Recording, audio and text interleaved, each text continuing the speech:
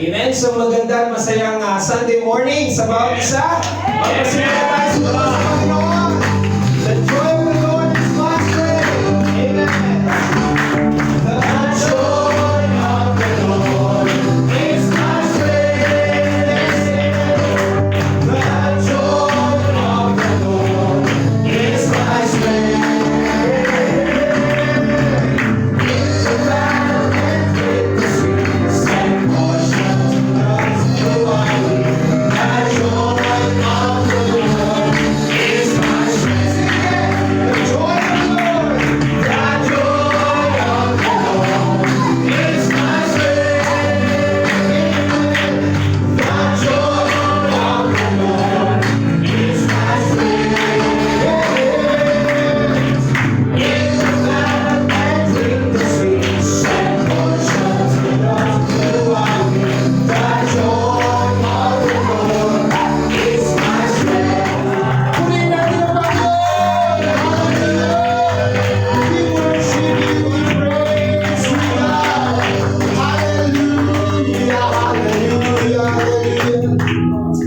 Amen. Kasama natin ang Panginoon ngayong umaga. Sambahin natin ang kanyang dakilang pangalan. Let's sing, Here I Am to Worship You.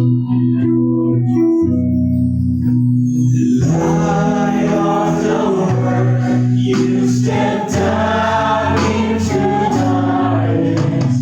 Open my eyes, let me see.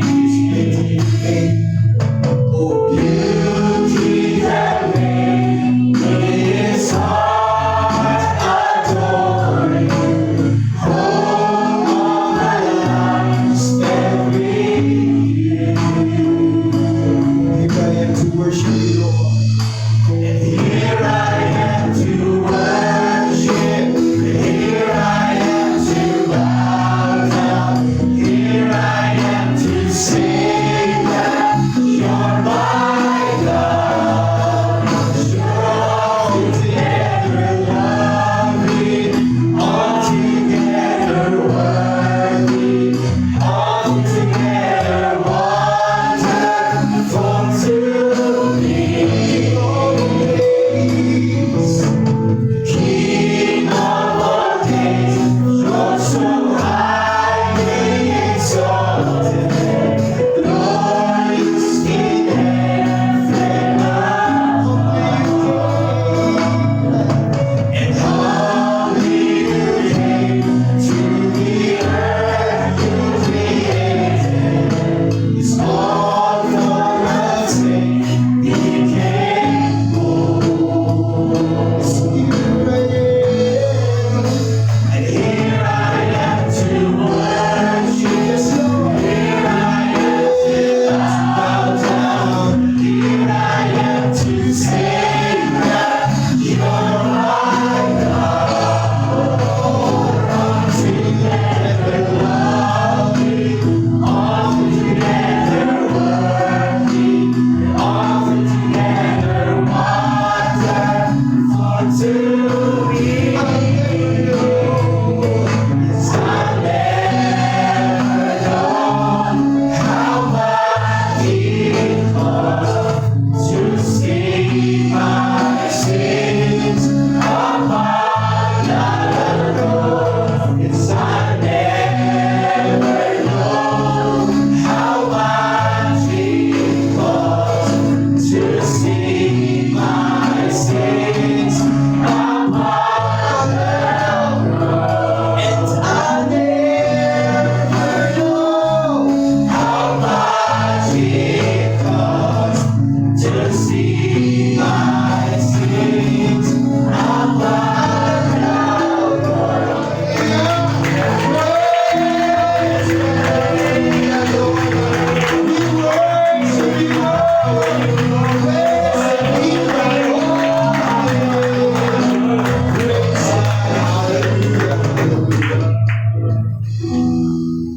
Praise God. Ngayon po umaga, tayo ay lululog sa Diyos, mag-ila ng panalangin. Simulan po natin na pasalamatan ng ating Panginoon. Hallelujah!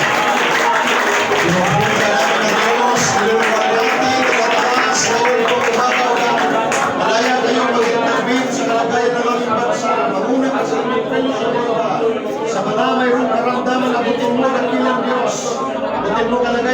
muli mga may kaluluwa ng kaluluwa ng ilang Diyos para magayat kayo Panginoon. Bless mo Panginoon ang bawat isang kaluluwa ng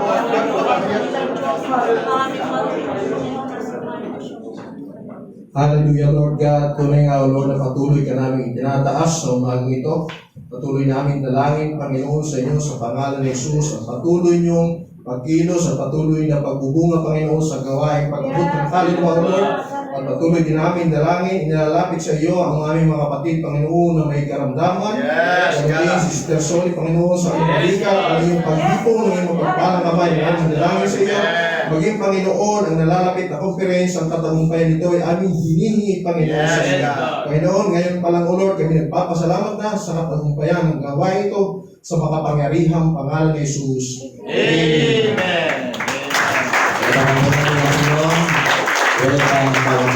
So mayroon pong isang testimony, mayroon po bang pangalawa dito?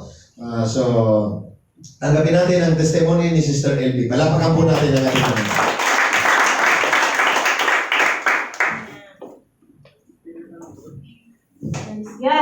God, magandang umaga po sa bawat isa.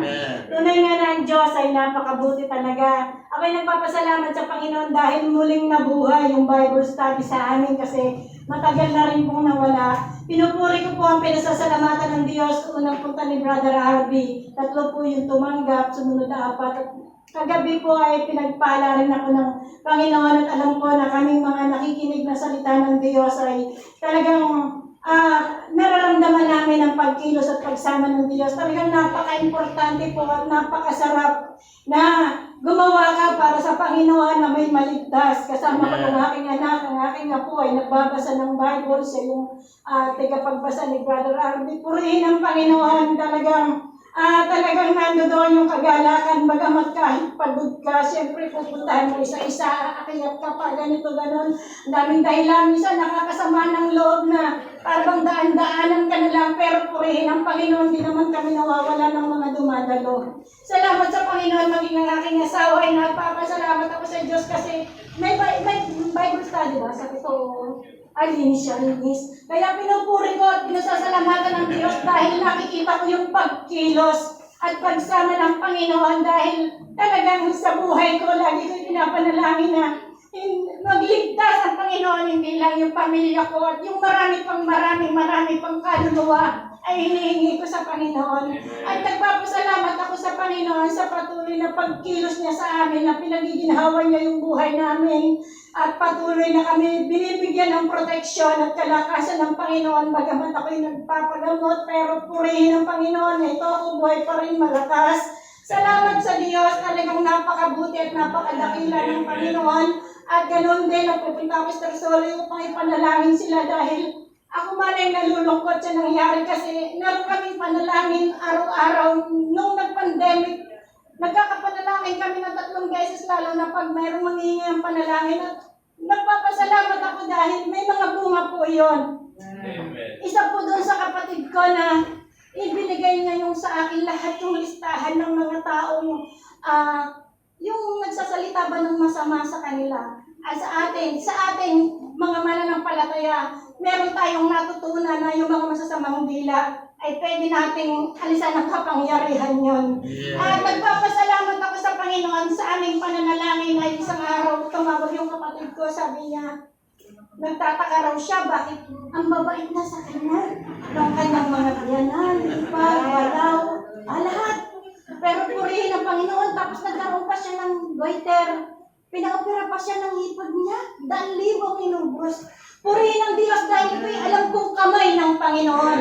Dahil tayong mga anak ng Diyos ay hindi tumitigil ng pananalangin, lalo na pag may humihingi ng panalangin nandoon. Na kami nga ni Sister Sole sa halos misa ay maglupas ay may tatawag ka na parang ay sakit ng dibdib ko. Hindi ako makahinga, purihin ang Panginoon, iluluhod mo siya sa Diyos. Napakabuti ng Diyos pag ikaw ay lumalapit sa Panginoon. At ito na yata talaga yung buhay ko. At talagang ito na nga. Kaya nagpapasalamat po ako sa Panginoon sa patuloy na pagkilos at paggawa ng Diyos sa aming buhay. Kaya at patuloy ko rin pinagpapasalamatan sa Panginoon yung kasalanan ko ba. naranasan ko ito kasi naglinis ako ng kwarto ng anak ko kasi nagkalat yung pera doon. Yung bitsi ko, meron sa maliit, meron bukod ang barya, bukod yung ganun. Eh kung bakit nakita ko yung kanyang bag, kinano ko, nakita ko meron 7,000 to 8,000. Kinuha ko yung 1,000.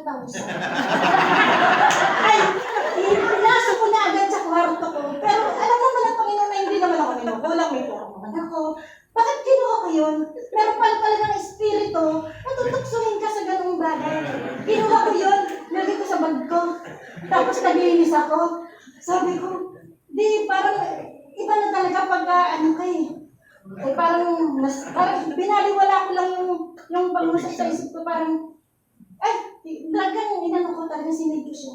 Eto, nasugatan yung kamay ko. Dito ka mismo sa biyak, nakanangang ganon. Sabi ko, Panginoon, lumuhod ako. Sabi ko, Diyos ko, tawarin mo ako talaga. Hindi na tayo pwedeng kumuha ng hindi ako. Kaya ako nagpapasalamat sa Diyos.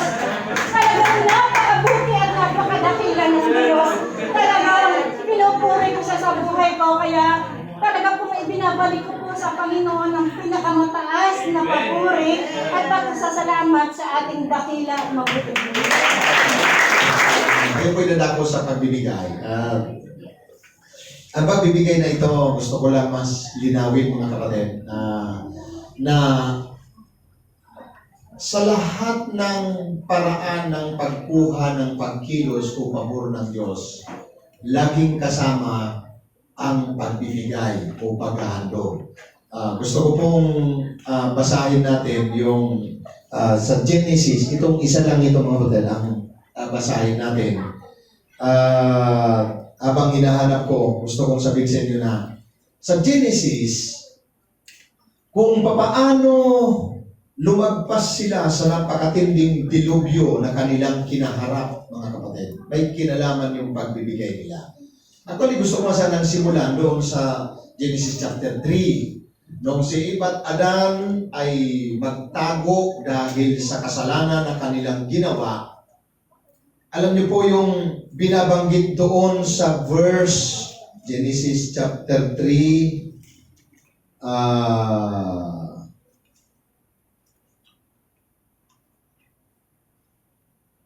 chapter 3. Yung ginawa sila ng, dito nakalagay. Okay. Okay. Yung 21, yung ginawa ng Panginoon o iginawa ng Panginoon si Adan at ang kanyang asawa ng mga kasuotang bala at sila'y dinamitan. Actually, sa ilalim po niyan, inihandog nila yon, yung tupa. So kaya, binabanggit ko dyan na maging gusto mo ng pagbabago, nag-struggle ka sa kasalanan, paglaya sa kasalanan, bago kang nakapilala sa Panginoon, o kahit naman backslider, ang giving mayroon pong malaking magagawa yan. Okay? So, ang Genesis chapter 8,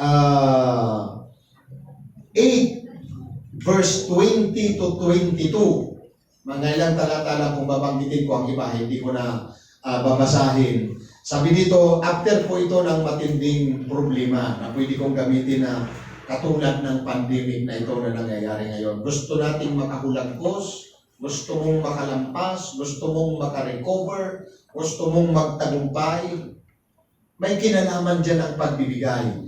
Bagamat mayroong buong rason, mga kapatid, si Noe at ang kanyang asawa at mga anak at manugang na hindi na muna maghandog kasi at least yun yung kanilang pangulam, pagkain.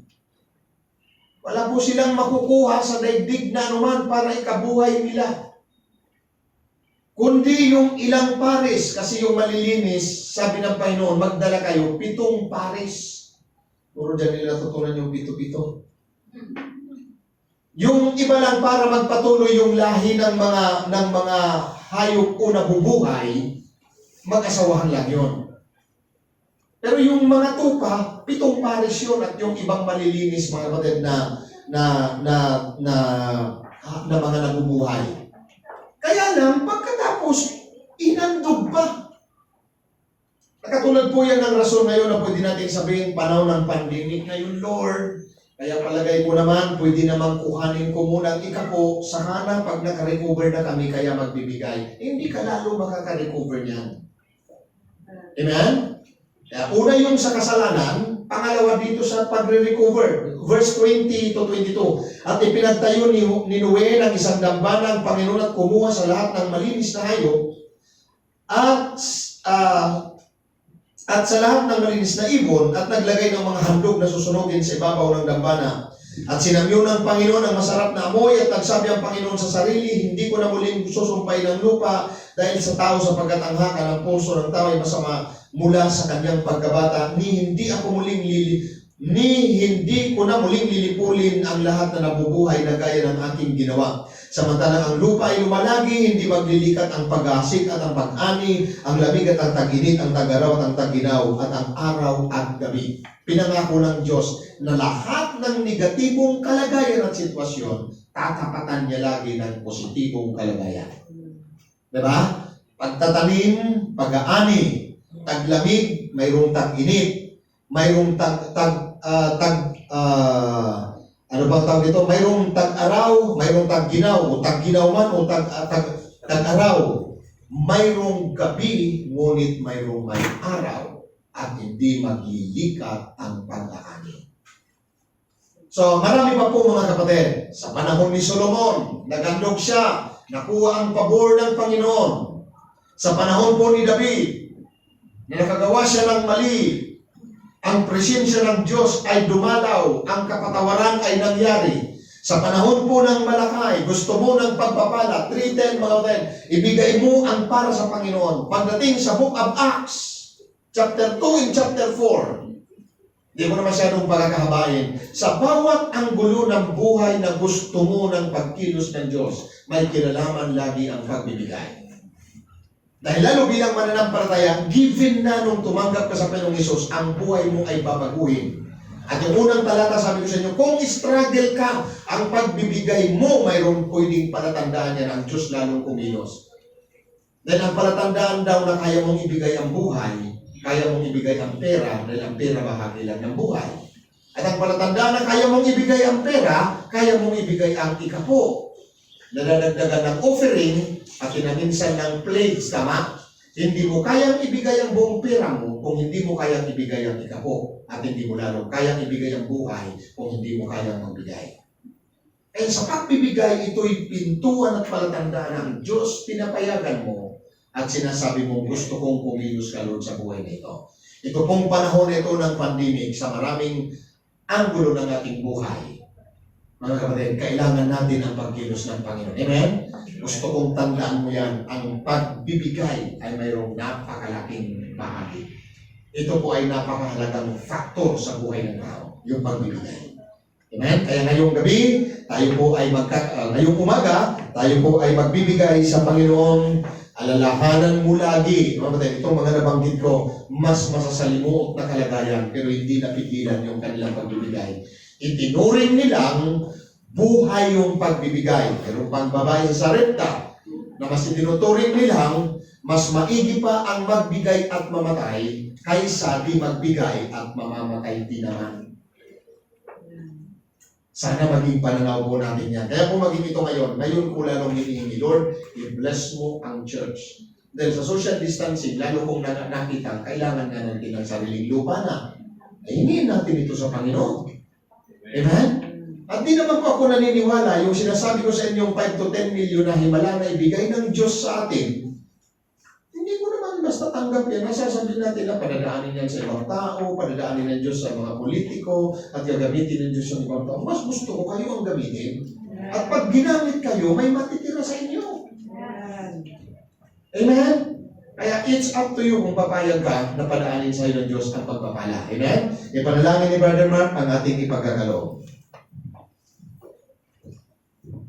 Praise God. O Panginoong Diyos na makapangyarihan sa lahat, muli Panginoon, marami pong salamat sa patuloy pong pagpapaunawa sa gawaing pagbibigay. Tunay nga po na ang pagbibigay, Panginoon Lord God, ay palatandaan ng pagsuko ng aming buhay. Kaya Panginoon, patuloy po namin na magawa ito, Panginoon, at maging kalugod-lugod sa iyo. Muli Panginoon, patuloy mo pong pagpalain ang bawat matatapat na nagkaaloob sa iyong gawain, Panginoon, at ang malilikom po ay patuloy pong magamit sa kasusulong at kalalawak pa ng iyong kaharian. Maraming salamat po, Panginoon. Ito po ang aming samot panalangin sa dakilang pangalan mo po, Panginoong Jesus. Amen. Amen. Rejoice for the steps. Praise God. Rejoice for the steps of the righteous man. They are ordered of God. They are ordered of God. Rejoice, rejoice for the steps of the righteous man. They are ordered of God. Hanapin po natin ang salita ng Diyos. Dala ng kanyang mga ngaral, Pastor Art Arsenal. Palakpakan po natin ang ating Panginoon.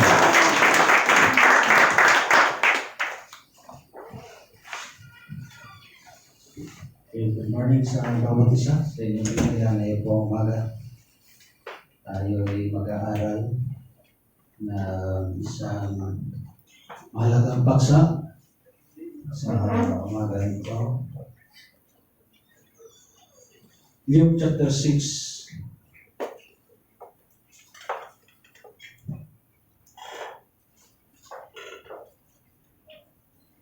Lucas chapter 6 verse 39 hanggang 40. Then 2 Peter chapter 3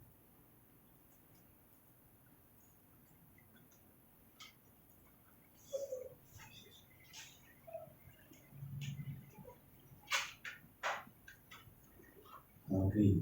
Sabi po ng Biblia, Luke chapter 6 verse 9 to 40. At sinabi naman niya sa kanila ng isang talinhaga, mangyayari bagang umakay ang bulag sa bulag. Di baga sila mga bubulid kapwa sa hukay. 40. Hindi higit ang alagad sa kanyang guro. Datapwat ang bawat isa, pagka naging sakdal, ay nagiging katulad sa kanyang guro. 2 Peter chapter 3 verse 17 at 18.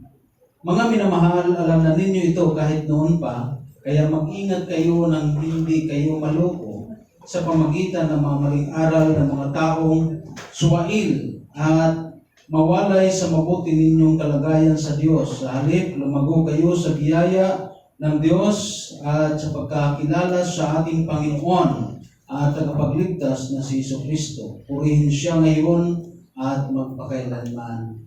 Amen.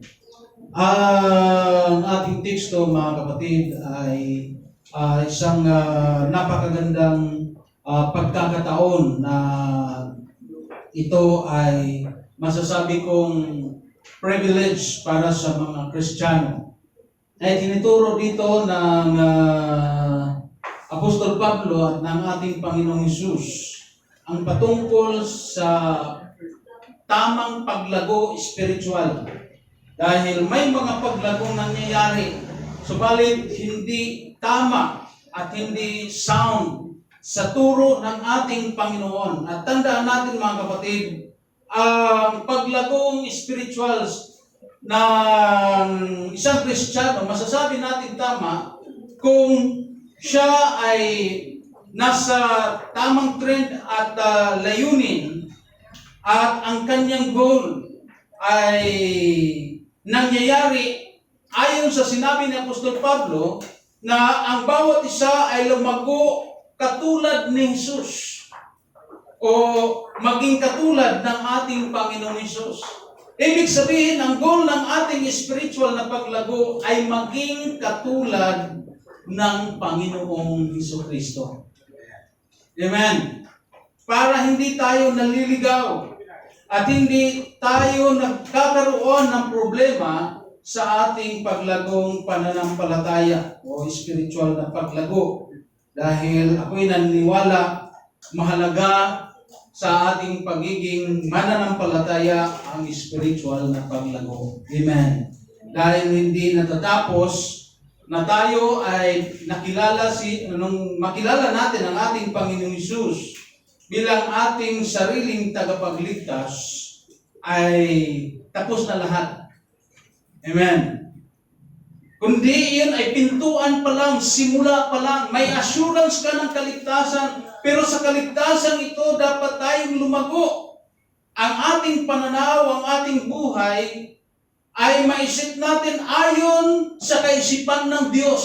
Dahil sa matagal na panahon nang wala tayo kay Kristo, ang ating kaisipan ay pinuno ito ng kaisipan ng sanlibutan. Yan ang dahilan kung bakit ang mga bagay na ginagawa natin ay puro mga makasanlibutan. Wala tayong pakialam kung nagkakasala na tayo, wala tayong pakialam kung nakakaapak na tayo ng ibang tao. Amen? Dahil nga, ang ating pong sitting ng ating kaisipan ay hindi paglagong spiritual. Binuksan ito ng ating Panginoon. Kaya dapat lagyan natin ng goal ang ating pong spiritual growth. Kaya ngayong pong umaga, nais ko pong mangaral sa paksang yan, goals for spiritual growth. Sa ating teksto mismo, sabi ng ating Panginoon sa Lucas na ang alagad ay hindi higit sa kanyang guro. Ibig sabihin nito mga kapatid na ang bawat alagad na tinuturuan ng kanyang guro ay hindi hihigit doon sa kanyang guro sa alam niya sa mga bagay na tinuro sa kanya. Amen? Pwede kang maging matalino, higitan mo ang iyong tagapag-disciple o tagapagturo o kaya ang pastor, mahigitan mo. Pero hindi ibig sabihin yung turo niya ay lalagpas ka doon. Amen. Amen. Amen? Katulad ng sinabi ng ating Panginoon. Dahil ang nagiging dahilan kung bakit minsan nagkakaroon ng problema, mas lumalaki siya kaysa sa kanyang pastor. Ang ibig sabihin, dahil sa ganitong problema, hindi na natututong magpasakop ang tinuturuan. Amen. So, ibig ba sabihin nito, pastor, hindi ka na pwedeng maging matalino o kaya maging mas may alam? Pwede. Pero hindi ibig sabihin, lalagpas ka sa kanya. Iyan ang nangyayari ngayon sa ating kapaligiran, sa mundo ng Christianity. Yan ang dahilan kung bakit hindi tayo naniniwala sa pagsisend ng mga manggagawa sa Bible School. Pasensya na kung nakalive na tayo, mapapanood nila ito. Dahil yan ang katotohanan mga kapatid. Tandaan natin, nakita ito ng ating mga leaders, ating fellowship. Pag sinender siyang manggagawa sa Bible School para maging pastor, di ba? Yan naman ang layunin. Pagbalik niya, hindi na siya marunong pasako. Nasabihin niya, pastor ko naman, kumbaga tapos lang yan, pero hindi yan reverend. Di ba? Ako, may masteral ako, meron akong divinity. Di ba? So, masigit na siya ngayon. Yung category niya, hindi niya nire-label sa kanyang pastor, wala na siyang maaaring may paggalang bilang pastor, pero yung kanyang pagpapasakop na siya ginamit ng Diyos nung una sa kanya. So yun nagiging problema, pero hindi yun natin pag-pufukusan ng ating pag-aaral. Personal spiritual growth. Pinapakita ko lang sa inyo yung mga dahilan. So, tingnan natin ang mga katotohanan. Una, sa goal ng paglagong spiritual, yung tinatawag na behavioral goals. So, dapat tandaan natin sa paglagong spiritual mga kapatid, ang ultimate goal, ayon kay Apostol Pablo, ng mga Kristiyano is to be like Christ. Maging katulad ni Kristo. Ang intimate na sinasabi niya ng ating Panginoon nang siya'y makipag-usap sa kanyang mga alagad sa ating pong teksto sa verse 40 ng Luke chapter 6, ang kanyang mga disciple ay hindi pwedeng lumagpas sa kanyang guro. So, ibig sabihin, huwag siyang maghangad. Kaya sabi nga ng ating Panginoong Hesus, ang sino man nagnanais na maging dakila sa kaharian ng Diyos, dapat siya ay mas mababa. Tumutukoy dito ang ating Panginoon sa tinatawag na behavior, pag-uugali, na hindi siya dapat magmalaki habang siya'y lumalago, dapat mas mababa siya. Isa pwede natin isa na example dyan ang ating pong leader, Pastor Wiman Mitchell. Pag during conference, malalapitan mo siya, makakausap mo siya, bibigyan ka ng time, lalo na alam niya, baguhan ka. No, walang anumang masamang tinapay. May mga pastor, hindi mo pwede makausap nang wala kang appointment. Amen? Punta ka sa church, dadaan ka sa kanyang sekretary, hindi ko ba makausap sa pastor? Says, Brad, meron ka bang appointment kay pastor? Wala, hindi ka mo na appointment. Abuti sana kung busy si pastor. Hindi naman. So, ang gusto kong tukoy dito mga kapatid, ang behavioral goal ng isang mananampalataya ay magkaroon siya ng buhay na isisit niya na maging katulad ng halimbawang ipinakita ng ating Panginoon. Habang tumatagal, lumalago tayo, dapat lalo tayong nagiging mapagpakumbaba sa harapan ng ating Panginoon. Dahil ang layunin ng ating paglago ay upang makilala natin si Kristo at masundan natin ang kanyang mga halimbawang ipinakita papaano siya namuhay dito sa lupa. Yung kaisipan na sinasabi sa Hebrews na dapat ang isang tao ay mag-isip na katulad ni Kristo. Bagamat siya'y Diyos, hindi siya nanangan sa pagiging Diyos nung siya'y nagkatawang tao. Bagkus sabi ng Biblia, siya'y nag-anyong alipin. Ang ibig sabihin, siya'y nagpakababa. So being humble ay isa sa dapat maging goal ng isang lumalagong Kristiyano. Kasi ang problema sa sanglibutan, habang siya'y nagkakaroon ng alam, nagiging mataas ang kanyang pagtingin sa sarili. In the first place, okay yun para hindi ka ma-intimidate. Pero not necessarily, manangan ka sa ganong kaisipan. Amen. O kaya status na mapagmataas. Pagkaroon ka ng alam, lumago ka sa knowledge. Pero ang behavioral goals, hindi ito about knowledge. This is about building character. Amen. Habang tumatagal, hindi ka na suplado, hindi ka na suplada. Amen.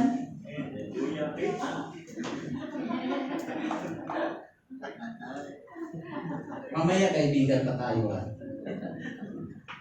Nilinaw ito ng ating Panginoong, ni Apostol Pablo, na ang goal ng ating redemption is, una, maligtas tayo. Ang ating kaluluwa, huwag mapahamak. Second, spiritual growth na tayo matuto mamuhay ng ayon sa halimbawang ipinakita ni Kristo. Ayon sa mga halimbawang ipinakita ng mga alagad niya. Ayon sa halimbawang ipinakita sa ating kapanahonan sa church ng ating mga pastor kung paano sila namumuhay. Kaya nga minsan nagbiruan ng natanong, sino ang pastor niya? Ayun, si pastor ganito. Kaya pala. Dahil kung ano yung pastor, nagiging ganun ka eh. Sapagkat ang buhay Kristiyano ay setting example. Nagsisit tayo ng halimbawa. Kaya pag sinabing sino yung mananampalataya niya? Sino ang nag-disciple niyan? Kaya pag inangkin mo sa ako mag-disciple niyan, o dapat katulad mo yan. Kung ikaw ay humble din yan. Pag ikaw ay medyo mayabang din yan.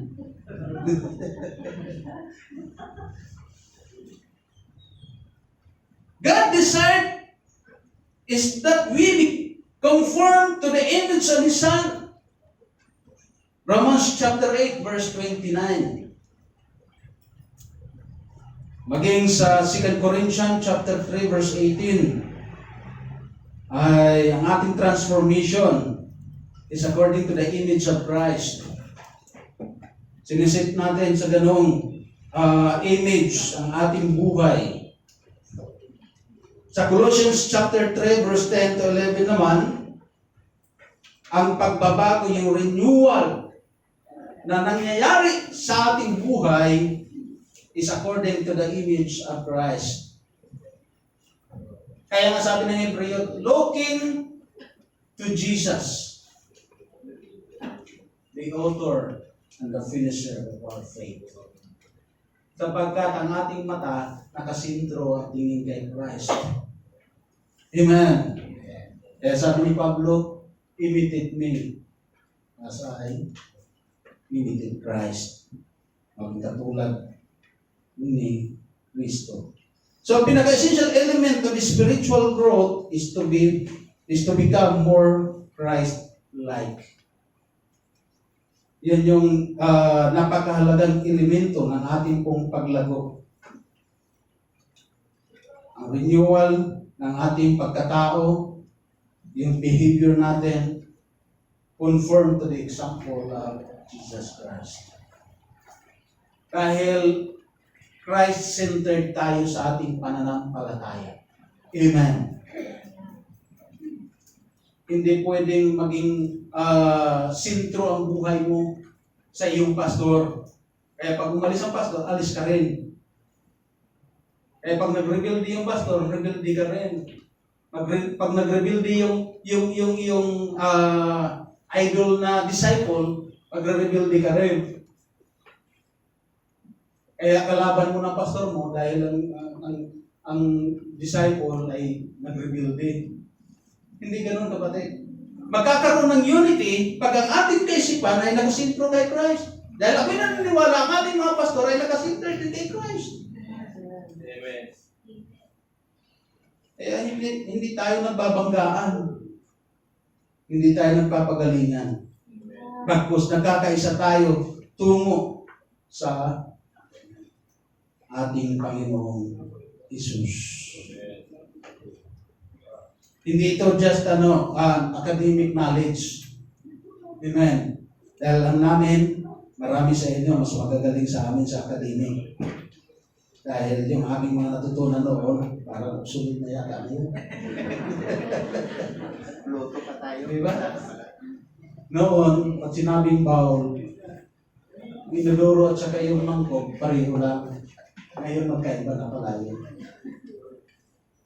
Amen? So, depende na ako sa kaprobinsya.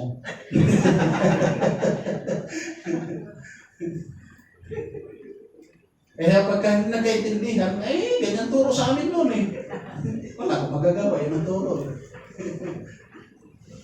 So, spiritual growth, nagkakaisa tayo kasi isa naman nagtuturo sa atin, isang goal natin, si Kristo. Kaya walang debate. Amen.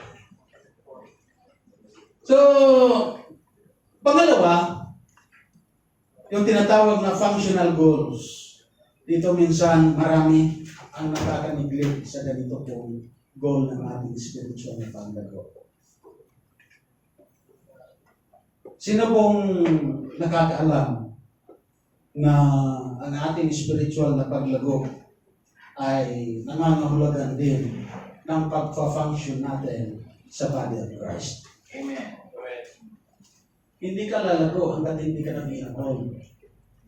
Kaya ang spiritual na paglago may involvement sa body of Christ. Ang ibig sabihin sa church, hindi ka lalago. You cannot grow without kung wala kang involvement sa church. Unang-una siyempre, yung pagdalo. Hindi mo pwedeng sabihin na malago ka.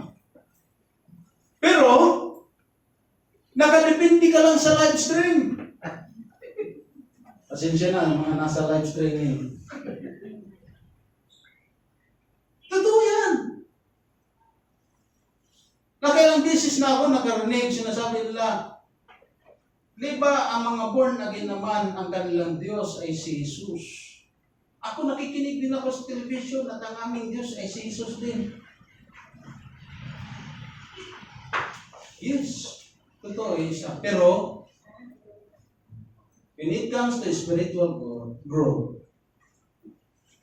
doon na nagkakaroon ng problema. Amen. Kasi wala siyang nakikitang setting ng halimbawa. Sino susundan niya? Nakadepende siya kung sino yung pinapakinggan niyang mga ngaral.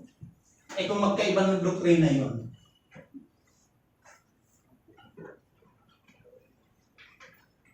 Isang beses nagbibiroan kami, ipe-play ng Bantusawa si Brother Arby, yung kanyang channel.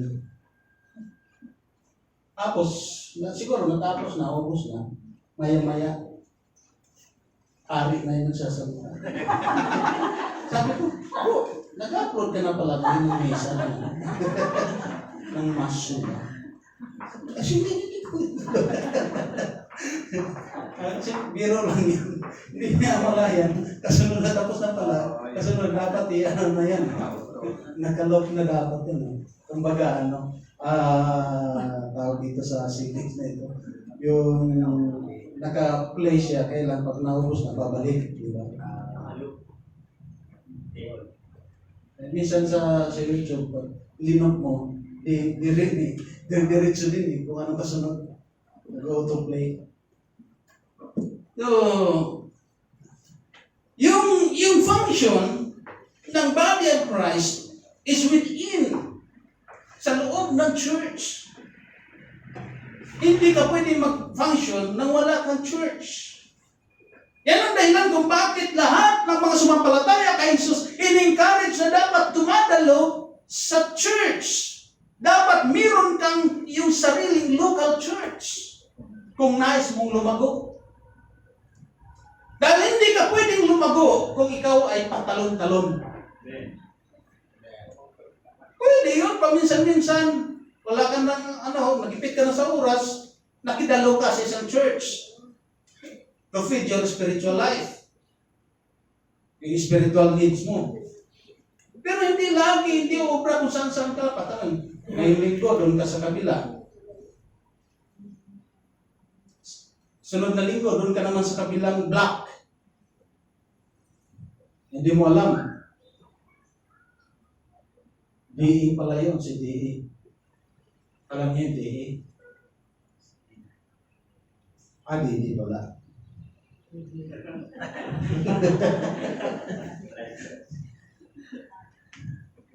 Si dating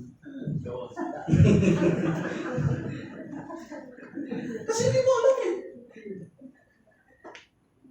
Pangalawa, paano mo ilalatag ang iyong relasyon? Paano mo ipapractice yung relationship sa body of Christ?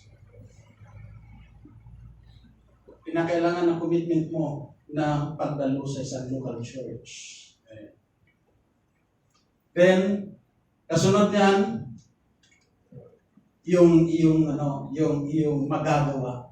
Ako'y naniniwala na pagkatapos na ikaw ay kumilala kay Kristo, kasunod noon, sasangkapan ka ng Diyos.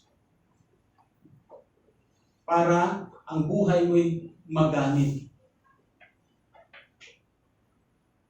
Wala akong mananampalatayang nakita na pagkatapos niyang maligtas, kakilala sa ating Panginoon, pinabayanan ng Diyos, o bahala ka na, ligtas ka na, dyan ka na lang. Walang ganun. Ako'y naniniwala may purpose ang Diyos. Dadalhin ka sa layunin ng ating Panginoon at mag-function sa tamang lugar ng iyong pananampalataya upang i-practice ito, upang magkaroon ka ng paglagong spiritual. Amen. Di ko sinasabi lahat ay isa ang layunin o kaya function. May kanya-kanya. Bakit sinabing body of Christ? Nandun lang tayo ang church bilang katawan ni Kristo.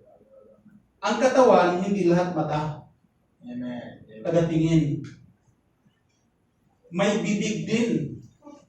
Pagtapos, kaya iba, inaano lahat. Kumbaga kinukuha lahat. Siya ng mata, siya pang bibig. Kaya kung ano yung nakita niya, sinasabi.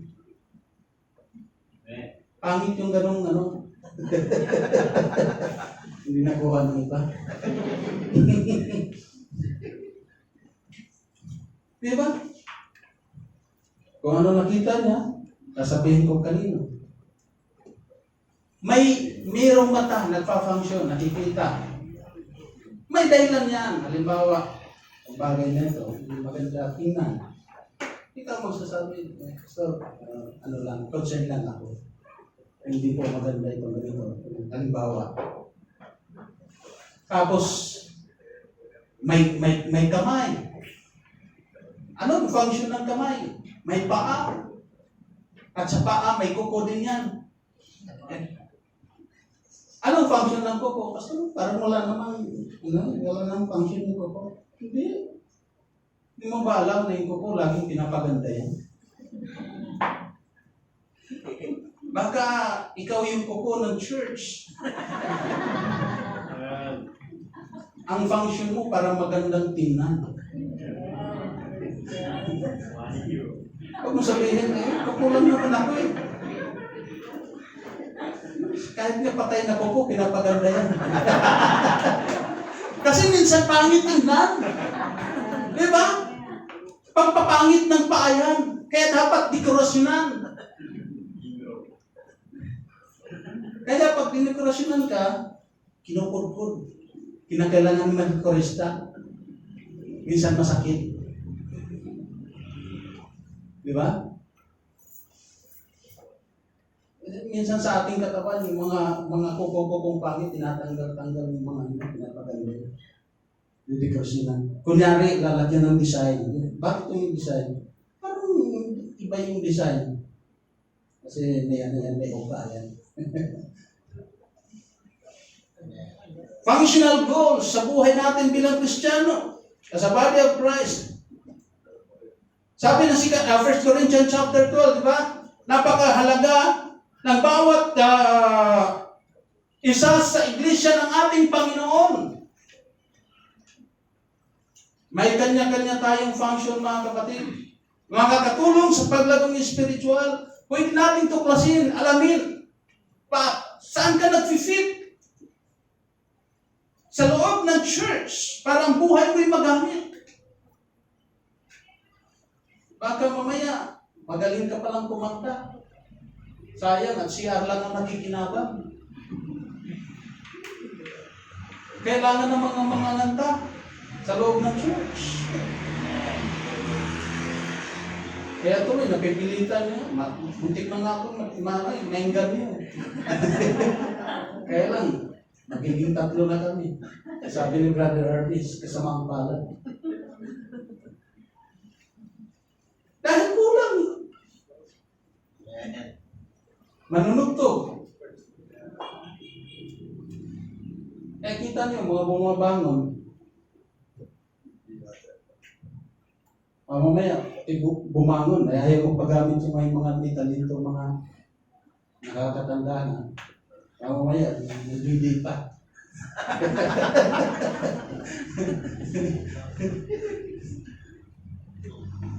Lalong kailangan sa church, mga mangangaral. Kahit may 10 mangangaral sa church, kulang pa rin yan. paano kung ilan sa 8 dalawa dyan? Sana.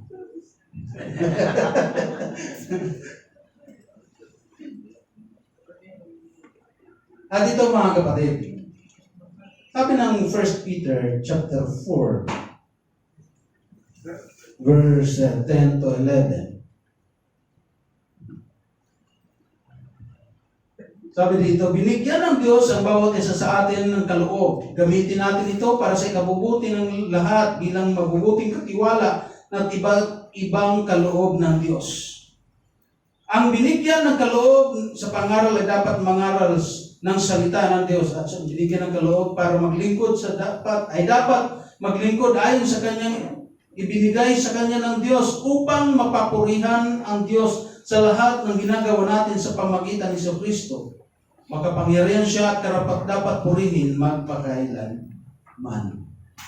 So dito, ang sabi ng Apostol Pedro, dapat nagpa-function ang bawat isa to the service of God para sa paglilingkod sa Diyos. Minsan nang nakakalungkot, napupunan natin, parang ang lungkot ng atmosphere ng church. Parang may mga kulang, hindi nagpa-function. So kung nakakadama ka ng ganun, huwag maging negative. Nangyayari naman talaga sa church yan. Pero baka, kung ikaw nakakadama, tinatawag ka ng Diyos sa bagay na yan. Amen. Baka may contribution kang magagawa para maging minister ng church. Amen. Amen? Dati ka palang, tawag dito, guest relation officer. Kailangan ng usher yan. Diba? Yung mga papasok mga tao, ikaw tatanggap, diba? Magaling ka manghula, Magaling ka mag-entertain. Kailangan ng mga usher yan. Yung mga magbubulatik, diba? Pag may baguhan natin ng church, sasabihin mo, ayos din sa church na yan, tingin ako. Pwede pala ako doon. Hindi namin yung binula mo lang ng binula. Kundi, pagpasok niya kung anong needs niya, kinakatagpo ng Diyos. Dahil may mga taong nagmamalasakit sa kanya kung kausap. Mo alam, bago pumasok yan ng church, nagbabala na para magpakamatay. May mga ganong case. Tapos magkakaroon sa church, may nakausap ng mananampalataya. Nagbago ang kaisipan. Baliban sa pagkilos ng Diyos. Amen? Naramdaman niya siya ay in sa loob ng church. Sabi po ng Hebrews chapter 5, nais ko po itong basahin. Hebrews chapter 5, verse 12 to 14.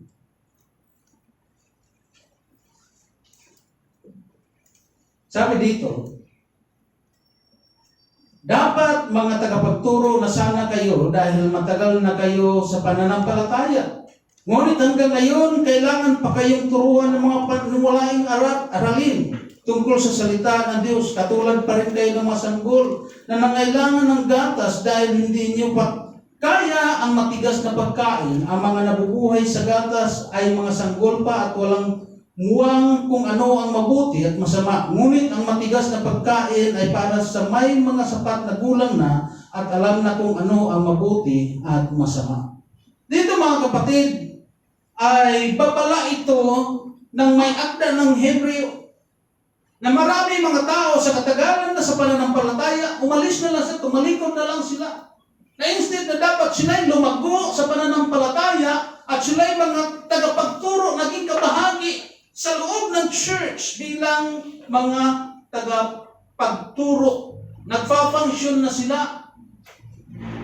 Kasi ang problema nakita dito sa Hebreo, sa mga hindi lumalagong mananampalataya, mga walang pakialam sa kanilang spiritual na paglago, ang naging resulta nito, nagiging backslider sila sa katagalan.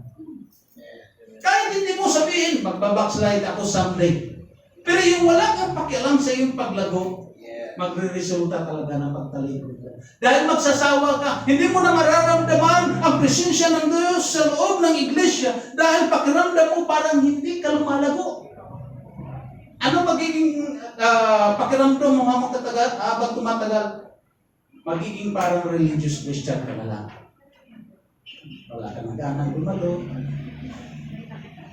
Kadalo ka na lang kasi minsan nakakaramdam ka ng guilt, kailangan mo magsimba. Minsan pakiramdam mo, kailangan mo ng church na yun kasi pandemic, baka pag tinamaan ka ng COVID, yari ka. Hindi ka sigurado sa kaligtasan mo dahil palamig-lamig ka. Amen? Yun ang nagiging dahilan. Ito ang resulta. Ito yung bagay na ito tinatalakay dito sa Hebreo. Habang tumatagal, mararamdaman mo yung ganoon. Kaya tayo ay mayroon pong goal na tayo ay lumago at mag-function para sa paglago. Nagpo-contribute ang church sa paglagong spiritual natin individual. Hindi mo pwede paghiwalayin. Pinagdudugtong yan, pinagsasama, magkasama yan. At ang resulta nito sa panghuli, dito tayo magtatapos. Yung congregational goal. Kaya, pag may pangangaral, ang ating pastor, sisit niya ang goal ng church, nakakasabay tayo. Amen. Hindi yung pag naglatak ng plano, ang ating pastor, biglang isipin, ano yun? Ba't ganun? Hindi ka makarelate. Bakit? Hindi ka makasabay dahil napag-iiwanan ka sa paglago spiritual. Importante ito mga kapatid sa ating buhay. Maaaring bago ka sa pananampalataya, hindi mo pa maintindihan. Pero habang tumatagal, lalo akong nangusap doon sa mga matagal ng mananampalataya. Para maiwasan natin ang problema sa ating pananampalataya, dapat natin ma-realize sa ating buhay sa paglilingkod natin sa Panginoon. Maintindihan natin ito pag makasabay tayo sa paglago sa gawain ng ating pong Panginoon. Amen. Mag-function tayo ayon doon sa nararamdaman nating tawag ng Diyos. Ang tawag ng Diyos hindi lang pagpapastor. Hindi lang pagiging mangangaral. May tawag ang Diyos para kung ikaw ay may kakayanan at gusto kang pagpalain ng ating Panginoon, sumuporta sa gawain ng Diyos. Eh kung wala ka namang kakayanan, financial, baka may kakayanan ka, katulad ng sinasabi ni Pastor Ernie, magaling magsimula. Kaya lang, hindi siya qualified talaga magpastor, pero nagbubunga. Pag nagsisimula ng gawain, pagka lumago, pinapasa niya doon sa pwede magpastor. Baka may pwede bumangon yan dito sa atin.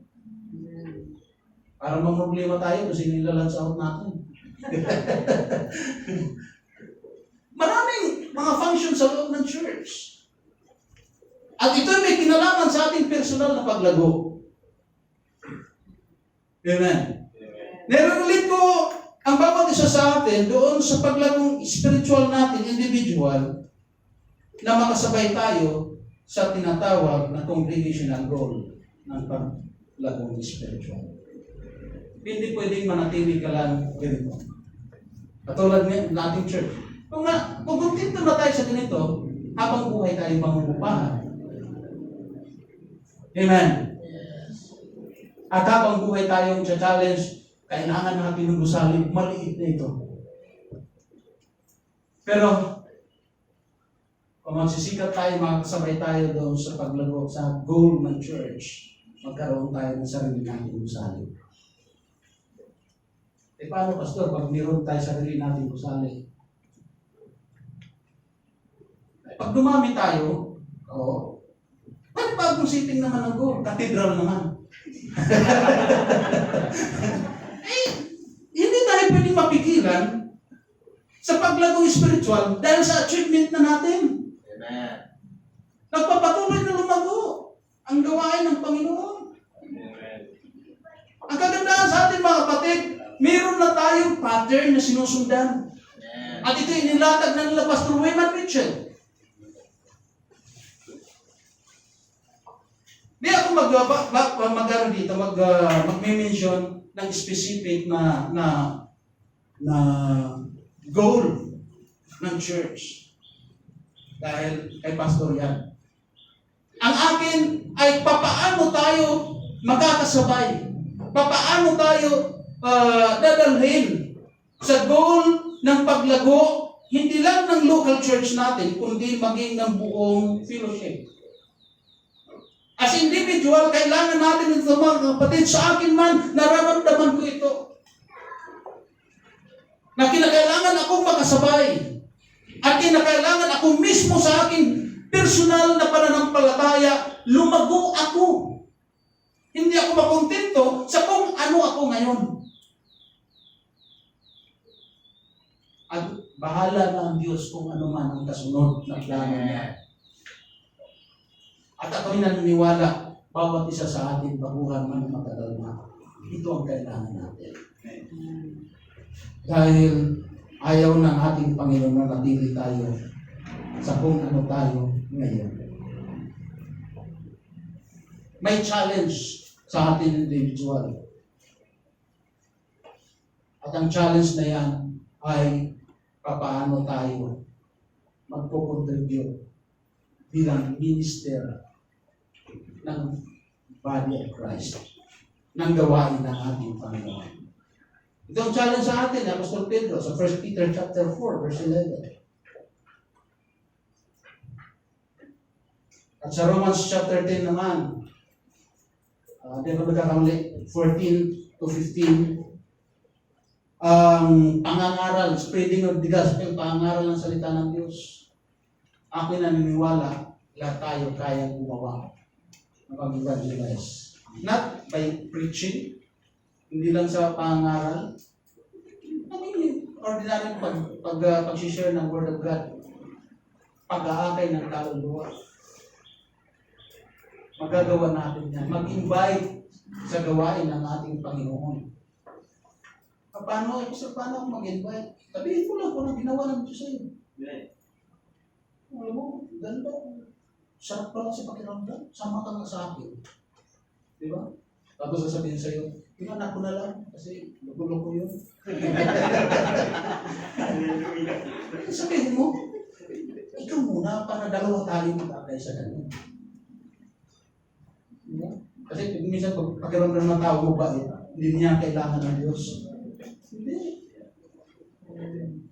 Pag mabuti ka na at mabait ka na, lalo mong kailangan ang Panginoon. Bakit? Baka kunin ka na ni Lord. Di ba? Para sigurado tiyak tayo. Kaya mag-aakay tayo na may katiyakan tayo sa ating sarili mismo. Amen. Kasi may tinanong ako niyan, bakit mo ako hindi kaya din sa pananampalataya mo? Gaano ka kasigurado? Kaya nga namin ginagawa ito para isang araw makatiyak kami. Ibig sabihin niya hindi ka patiyak. Wala namang nakakatiyak eh. Sabi ko, ayaw ko sumama sa'yo. May pupunta ka pala sa pahamakan, dadamay mo pa ako. Ganun lang yun. Di ba? Practical. Sa atin din, bilang mananampalataya ito yan. Gaano ka sigurado ligtas ka? Sige nga. Tanungin ko kayo. Dumadalo ka sa Father's house, Rosario. Gaano ka kasigurado ligtas ka?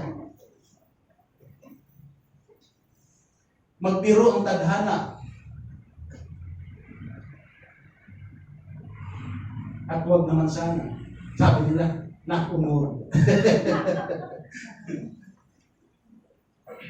Kunin ka ni Lord. Saan ka ligtas? Papanis. Pero ako'y naniniwala, ligtas tayo. Amen. Dapat alam mo lang kung bakit. Minsan, hindi tayo makapagpaliwanag basta sinasabi, basta ligtas ako. Bakit nga? Dalawa ko sa Rosario, sa Father's house Rosario. Diba? Di lang natin may paliwanag.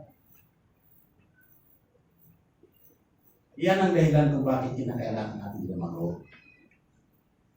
Na hindi lang natin tiyak o alam natin sa ating sarili, kundi kaya din natin ipaliwanag sa kanila upang sila din na may kaya.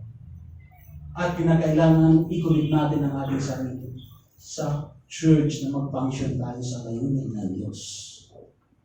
Upang ang ating paglago mas lalo pa ma-motivate. Amen? Dahil ang goal ng church, hindi lang paglukay, kundi pang daigdig. Ang ultimate goal ng church, Matthew chapter 28. Inutusan ng church sumayo sa buong sanlibutan. At ang makakagawa niyan mga taong malalago sa pananampalataya. Yan ang dahilan kung bakit nag-uubog tayo, may discipleship tayo, tinuturuan, inuhubog ang buhay na mag-function sa ganun sapagkat yun ang nais ng ating Panginoon. Amen. Maisip ka sa tamang function kung saan ka tinatawag ng Diyos. Nilalagay ka sa tamang ministry kung saan ka nag-fit para sa tawag ng ating Panginoon. Dapat naintindihan natin yan sa ating personal na pananampalataya sa Diyos. Palapagan po natin ang at ang panawagan na yun, paano ba tutuan? Yan ang dadalhin natin sa ating alagat kung na yung mga. Ikaw mismo makipag-usap sa Diyos. Paano ka tutuan? Mula sa baguhan hanggang sa matatagal. Kinakailangan sa sarili mailapat sa nais ng ating Panginoon. Meron bang first time mo sa ating kalapit na ngayon, Margo? Pwede ba kita sa kamay ko? My first time mo. Wala? Naka-record na sa story. So, sa sino man makakapanood nito sa time na ito ay upload sa YouTube. Nais ko na maunawaan niya ang layunin ng Diyos. Simple lang. Para ang Diyos ay makapasok sa buhay mo, mag-function sa buhay mo, tanggapin mo si Kristo sa iyong buhay. Simple lang. Tanggapin mo siya bilang yung Panginoon sa ating tagapagligtas. Aminin mo sa sarili na ikaw ay nakasala sa harapan ng ating Panginoon. Kailangan mo siya. Yan ang sinasabi ng Biblia. Subalit ngayon pong para, focus ako sa mga kapatiyan na ito. Ikaw yan, nararamdaman mo ang paglago ay kinakailangan mo o kailangan mo. Tingin mo yan sa Diyos. Kalakip ng pagtatanong sa Panginoon at nanais na maintindihan mo saan ka nag-fit para sa gawain ng Diyos na iyong mga. Habang ang ulo'y nakayuko, matay nakapikit, kausapin mo ang Panginoon. Habang tulungan ako ng katapsin mo. Yung sa wedding kanina, inamit. Habang inaamit ang isang altar call, sa altar call ng isang meeting, nais ko pong kausapin ng followers. Natanong mo na ba sa Diyos at sa iyong sarili? Saan ako mag-fit para magamit ang buhay ko para sa gawain ng Diyos? Pwede mong tanongin ang Panginoon at ang Diyos ay tumutugon. Marahil ang desire ng iyong puso, diyan sisimulan ng Diyos na kausapin ka. Simulan mo ngayong umaga kausapin ng Panginoon. Hallelujah, Panginoon. Ang altar song. Simulan mo kausapin ang Diyos sa ikinaroon na niya. Hallelujah, glory Jesus. Oh, we give you praise, God. Hallelujah, salamat, salamat. Hallelujah, glory Jesus.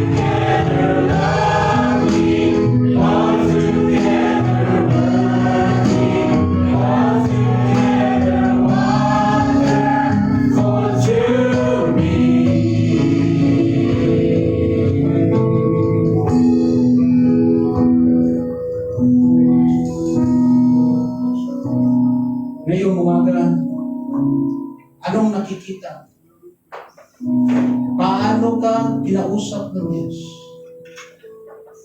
Paano ka tutubo? Paano mo na naisip lumago?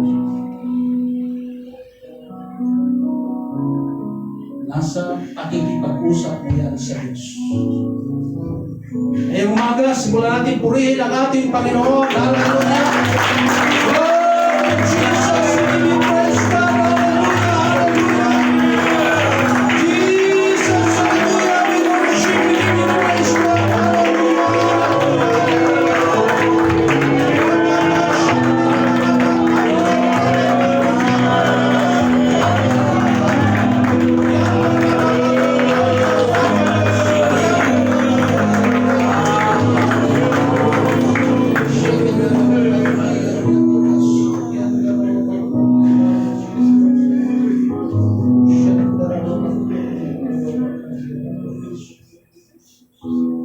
Ngayong umaga, Panginoon, salamat sa iyong pagkilos, O Diyos. Salamat, Panginoon, sa pag-equip sa amin.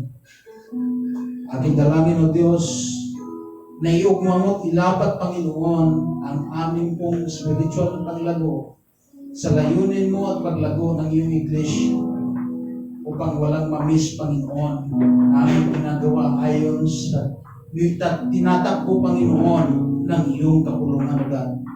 Pag lahat kami, O Diyos, may unity na gumagawa para sa pagsulong ng iyong gawain.